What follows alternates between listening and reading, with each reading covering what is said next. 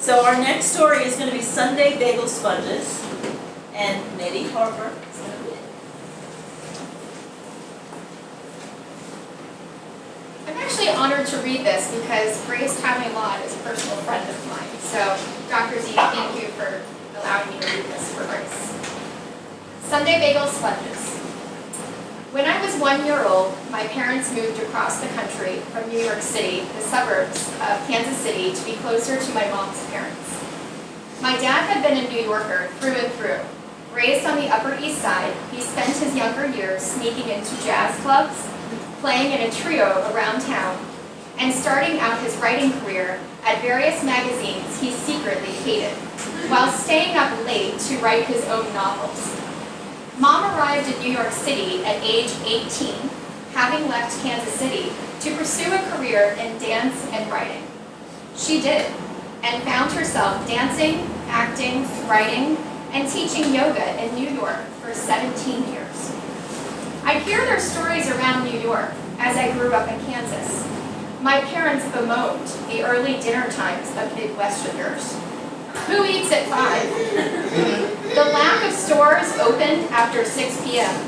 The challenges of finding weirdo creative types in the suburbs that they used so easily, or they used to so easily make friends with on the subway, and the local store's lack of a good assortment of black clothing to complete my mom's signature look. But on Sunday afternoons, the thing I heard about most was the bagels. Our weekly routine of lunchtime bagels was unshakable. And yet, every Sunday we come home and unpack our variety of bagels, lox, and schmear, and Dad would inevitably start monologuing on what a real bagel should taste like.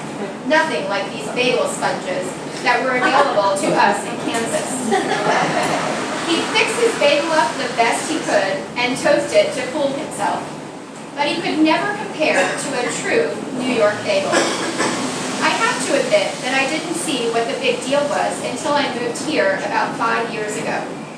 Truthfully, I was never very adventurous with my bagels in Kansas. The plainer, the better. So the first time I sunk my teeth into a toasted whole wheat bagel, everything bagel with lox spread, I finally understood what Dad had been missing this whole time. And now, whenever I treat myself to a New York bagel, it reminds me of my Kansas home. And that was by Grace.